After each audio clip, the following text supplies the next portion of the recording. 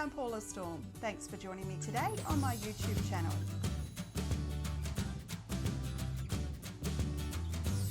Welcome to row 4 of the Slow and Steady Quilt Along. This week we're going to be working on our Flying Geese block. I really love the movement you get from this block, and I also love that we have this huge amount of negative space, and we're really going to utilize that well when it comes to quilting our quilt. Now let's get started. We're going to make 2 different blocks for this row because they're a mirror image of each other. One where the flying geese are flying down and one where they're flying up. And that's what gives us the movement from this block. So I've given you 2 different templates. I've labelled them block 1 and block 2. Now we need to make 3 of each of these blocks to get our finished row. Now I'm going to start out with row 1 or block 1. And what we need to do first of all is we need to make a template. Now we're going to be doing the same technique as we did in row 3 for our Wings of Eagles block. So we're going to be doing a paper piecing, a foundation paper piecing technique. But again, we're going to be using the freezer paper technique that I showed you in row 3. Now what I've done is I've just cut out, or first of all I've got some freezer paper, ironed it to my ironing board really well, and what that does is it pre-shrinks the paper, so it doesn't matter how many times we iron it afterwards, we know we're going to have a perfect 10-inch square when we're finished. The other thing we need to do is trace off our pattern really well. So what I want you to do is print off this pattern. You'll see that there's 2 pages for each pattern with a dashed line through the center. And that's where you're going to join it. So what I like to do is just cut off the top of one of them, lay them on top of each other and sticky tape them down the center. The other thing you want to do is make sure that you check your 1-inch square down the bottom here. You want to make sure that this block is exactly 10 inches, and that's the key to getting this block perfect when you sew it together. Now the other thing I've done on here is I've labelled each triangle, and we've got fabric 1, fabric 2 right through to fabric 6. Now the other thing that you can do is you can write the colour of each triangle that you've got here for your flying geese to make sure that you get the nice even distribution of colour. So what I've actually done is I've gone to my scrap basket, so all the scraps I had left over from the first quilt that I did, and I'm just using all of these pieces that are just odd shapes. So any scraps that you have lying around from the first few rows, you can pull them out now and just put them together into a row. So I've decided that I like this order, so I'm going to lay out my colours in the order that I really like. So we've got a purple to start with, then we've got a blue, green, pink, kind of an aqua colour, and then orange. And so you can label your template with those colours to make sure you get them in the right order.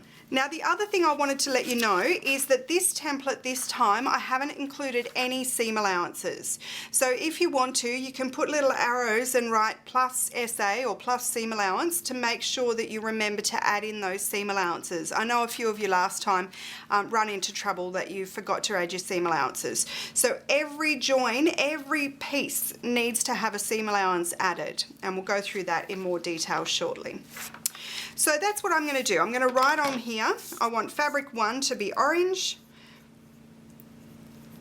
then I want aqua, and so on. Okay, so that's all my colours laid out, so I'm happy with my order. The other thing I want to do is I want to make sure I write on each of these pieces which block it belongs to. So in this case, I'm working on block 1. So I just want to make sure that I write B1 on each of these pieces so that I don't forget, because what we're going to do is we're going to end up cutting these up into smaller pieces. So I want to remember that this is all block 1 and this one, because as you'll notice all of the pieces look the same, I want to make sure I write B2 on there so that I don't forget which piece goes with which block. Okay, so now that we've got our template done, the last thing we need to do, and the same as we did in the Wings of Eagles block, everywhere there's a pink line, you need to cut that section apart. So each of these lines we're going to cut up into smaller pieces to create our one big block. Now we're just cutting on the pink lines. We don't want to cut out the triangles. We just want to cut the pink lines. So they're the big ones all the way through the block.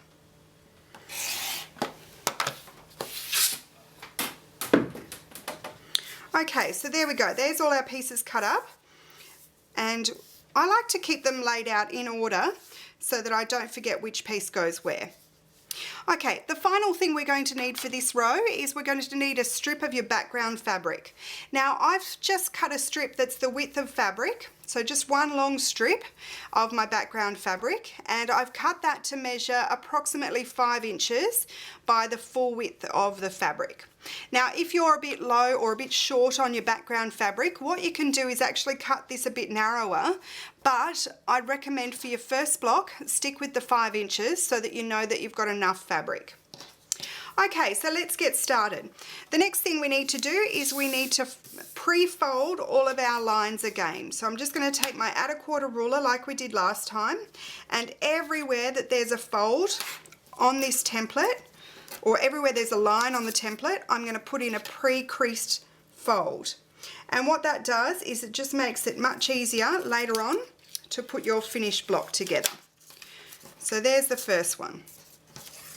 So we're going to do that with every single piece, and then we're ready to move on to the next section. So I have all my pieces together. I've got all my template pieces all labelled and ready to go. I've got all my fabrics, and I've just laid them out in order just to keep everything straight in my head. And I've also got my background strip. So as you can see, I've cut these into just smaller, more manageable sizes. I've given you a guide on the pattern page that the rainbow fabrics should be about 6 by 4 inches. But if you have a few smaller pieces, that's okay. It will still work. I just needed to give you a guide for cutting out. Okay, so I'm not cutting up my strip, I'm just cutting up my coloured fabrics. So the first piece we're going to be working with is this one here. This is the very first piece, which I've labelled as fabric 1 orange. So I'm going to take my orange fabric. Now you may remember from row 3 when we did the last foundation paper piecing block, I gave you a few tips on the pattern page. Now the first one is we're always working in reverse, and the second one is we're always ironing the wrong side of your fabric to the freezer paper. So that means we need to flip this one upside down, and when we're ironing our freezer paper to that fabric, we're ironing it on the back of the fabric. So the right side's facing down, and we're going to pop our freezer paper on top. Now the only thing to keep in mind here is that you need to make sure you've got a 1/4 inch around the whole piece. So if you put it over here too close to the edge, you're not going to have enough fabric to join it into your finished block. So you need to make sure that you've got a good 1/4 inch all the way around that triangle to piece your block together. So I'm just going to iron that down. And as we did before, we're just going to trim that up. Now I like to use my add a quarter ruler, but as before, you can definitely just use your regular ruler. Now first of all, what I need to do is I need to trim off the side here. And as I mentioned last time, we've got that 1/4 inch guide on the add a quarter ruler. You just want to butt it up against your freezer paper and trim it off so that you've got a perfect 1/4 inch for adding into your block later. Now the other pieces we want to trim up are the sides. So I'm just going to fold that fabric back so that we can trim this seam here. Once again, I just drop my add a quarter ruler on and trim that off. Now that's scrap, so we can throw that in the bin. But you'll find once you get into the swing of this, there's not much scrap at all, because you can lay this onto your big piece of fabric and just cut out what you need. So I'm going to trim that off as well. Again, that's scrap, and that piece is big enough to save, so I'm going to put that aside for later. So next up, we've got our fabric ironed to the back of the freezer paper template, and now what we need to do is we need to put our fabrics right sides together, and we need to sew our next seam. Now I'm going to be joining this piece here, this section here. And as you might remember from last time, you must make sure that there is fabric once it's folded back, so that's it open. When you fold it back, you must have fabric underneath that whole piece to make sure that you have enough fabric once you fold it back. Now the other thing here, the way we can do this without having much wastage at all, is that we just need to make sure that there's at least a 1/4 inch on the side here, and when we sew it together, we know it's going to fold back and we're going to get the right shape. So I like to leave my fabric in one long strip so that I'm not wasting fabric. Once I trim this out, I've got all this section over here that I can use for my next piece. So I'm just going to take this to the machine and stitch right next to my freezer paper here.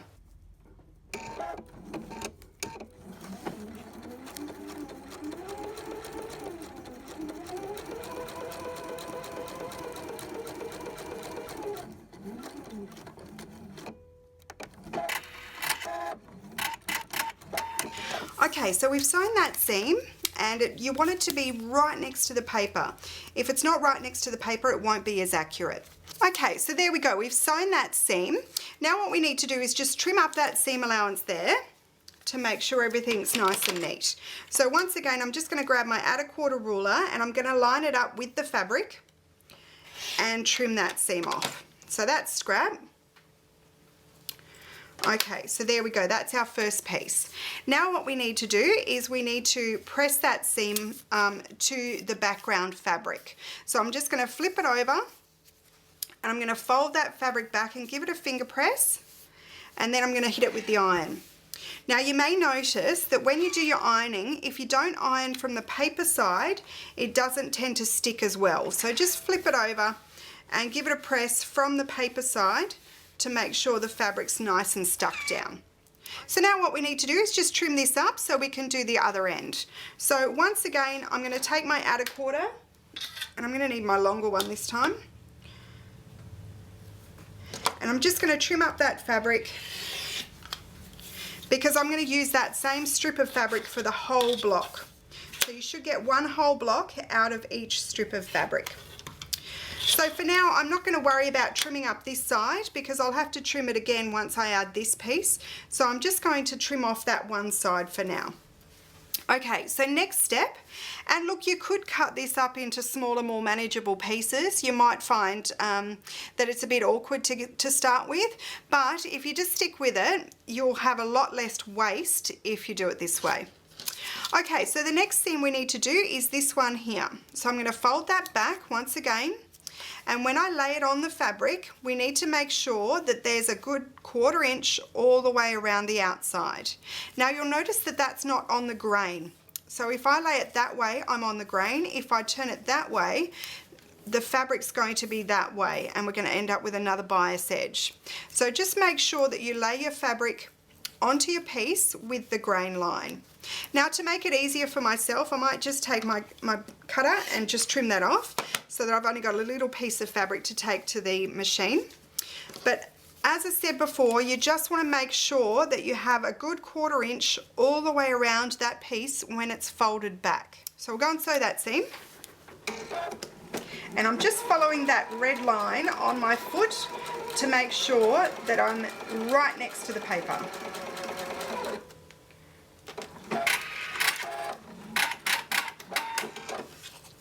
Once again, that we've got that seam that's right next to the paper. Okay, so we're going to trim off that seam allowance again. So I'm going to grab my 1/4, line it up with the paper and trim it off the waist. And there we go. So now I'm going to take it to the ironing surface again, and I'm going to fold it back and give it a finger press. And then I'll flip it over to the paper side so that when I iron it, it's going to stick to that paper. And there we go.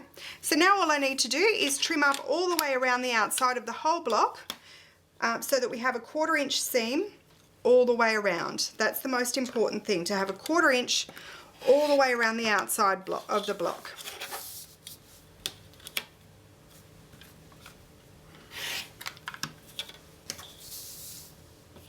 And this time I'm going to trim all the way down because I didn't trim it up before.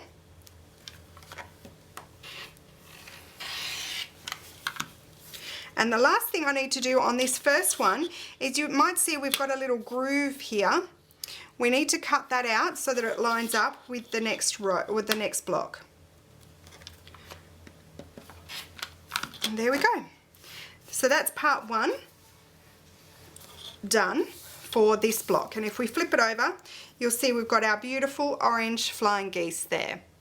So we need to repeat that process with all of these pieces, and they're all exactly the same. They all just need to have a different colour flying geese in the centre. So this one's orange, and then we work through the rainbow. Now the other thing I'll mention here is that I used the same, for my first quilt that I made, I used the same orange colour all the way through. Next time I'm actually going to do them different colours. I just think it's going to make it a bit more interesting and it will flow a bit better. So I'm just using this spotty fabric in one of the blocks, and then I'll use a different orange in the next block. But of course colour is totally up to you, and I love seeing what you guys are all doing on the Facebook group, so please continue to share all of your pictures online. I really love seeing what you're working on. Okay, so I'm just going to continue making all of these in the exact same way as we did that first block, and then I'll come back and show you how we join it all together. Okay, so here they are, all my finished strips. So you can see I've done each one individually and all just in 2 seams. So we've got the one seam down here and down here. It doesn't matter which side you do first. This is what I've got left over from my 1 5-inch strip. So you'll find that if you've got any leftovers, any little scrap bits of your background fabric, now's the time to try and use them up, because you'll find that most of them you'll be able to use on these smaller sections here. So grab out all your scraps and try and use them before you cut your 5-inch strip. That way you'll make the best use of all of your background fabrics. Okay, so now that that's all done, we're going to join these together.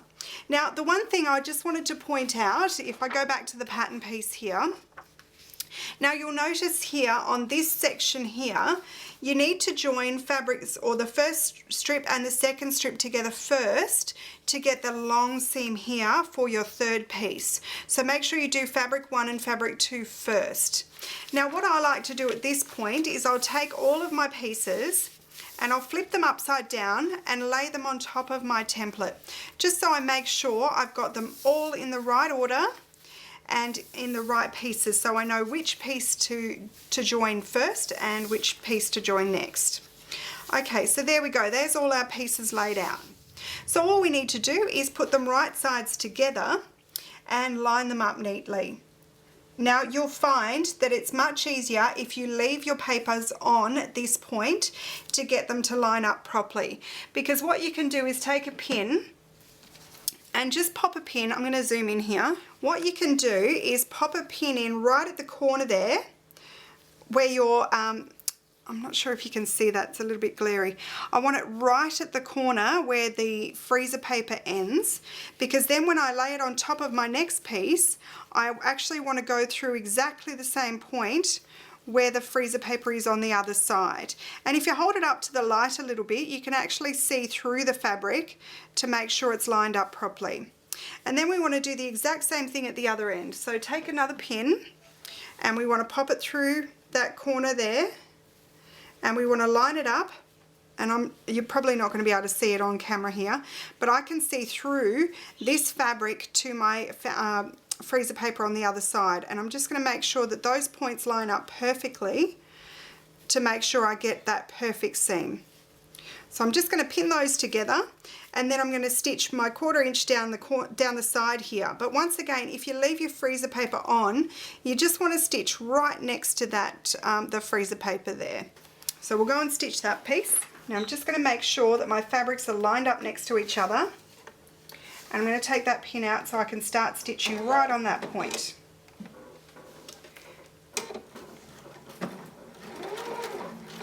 And then I'm just going to make sure that the fabrics are butted up right next to each other. And I'm going to follow my freezer paper all the way down. Now I'm just going to pop that underneath.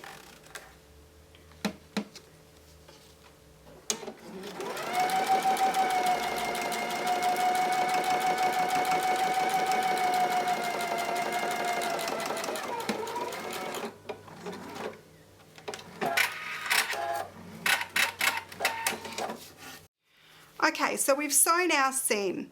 Now the next thing we want to make sure of is we want to make sure we press the seam allowance towards the first side, so towards fabric 1. So we want to press that seam. I'm just going to flip it around and I'll use my iron to just push that seam allowance over. And that way, when it comes to joining the next piece, we've got a nice straight seam to join it to. So I'll give that a good press. And there we go, there's part one. And you should find you've got a beautiful, perfect point from your flying geese there.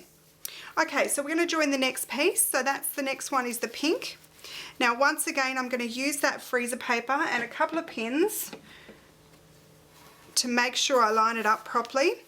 So I'm going to put my pin through the corner there of the freezer paper, and then I'm going to hold this up to the light so I can poke my pin straight through the other side where that freezer paper ends. That way, when I line it up, I know it's going to be perfect. Okay, so I'm just going to pin that on there, and then I'm going to do the same thing on the other end. Pop a pin through that point and through this point as well. Now this one's going to be a bit trickier to see because you've got the two fabrics underneath, but we just want to take it through that very point there and make sure it lines up nice and neat. So there we go. So we're going to sew this seam, and we're just going to continue on until we've got the whole piece joined together. And there we go. So there's our finished block. Now, as I said, we need to make two different versions of this block. We need to have one with the flying geese flying up like this, and we need another one with the flying geese flying downwards. So that's our first one. Now, I haven't taken any of my freezer paper off yet, but I will now. So then we just need to peel that freezer paper away, and we can reuse those for all three blocks. So just peel them out carefully, make sure that you haven't sewn through them, and then you can reuse them for all three blocks. And there we are. So that's block one. So we need to make a total of 3 of this version, and we need to make a total of 3 of our other version. So that's, as I said, with the flying geese flying in the opposite direction. So make 3 of each and then join them together. And then we join all of them together. And these are just my sample blocks here, so they're not my good version. But you just want to join them together like so. So you have a total of 6 blocks all together. So that's it for this week. As always, if you have any questions, please head over to the Slow and Steady Quilt Along Facebook group, and there's lots of people there. I drop in pretty much every day, so I can help you out if you have any questions, or the other fantastic ladies in the group can give you a hand as well. So thanks for joining me this week. We'll see you again in a fortnight.